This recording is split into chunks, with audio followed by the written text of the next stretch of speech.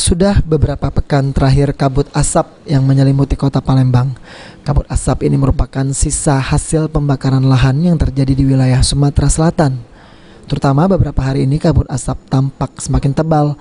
Kondisi ini sangat berbahaya bagi warga yang melakukan aktivitas di luar ruangan.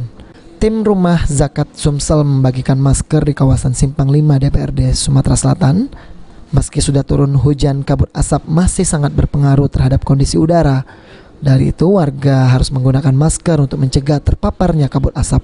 Muhammad Habibi dari Tim Rumah Zakat Sumsel mengatakan ada 1.000 masker yang dibagikan oleh relawan untuk warga kota Palembang, khususnya bagi warga yang melakukan aktivitas di luar ruangan, dan bagi-bagi masker ini terpusat di Simpang 5 DPRD Sumsel.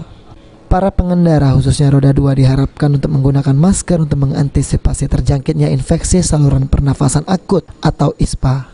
Untuk saat ini kami dari Rumah Zakat itu sendiri dari relawan ini membagikan sekitar 1.000 masker untuk warga kota Palembang seperti itu. Untuk kegiatannya dari kapan?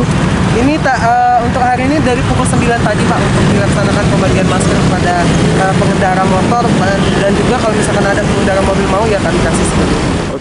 Mardiansyah, PAL TV.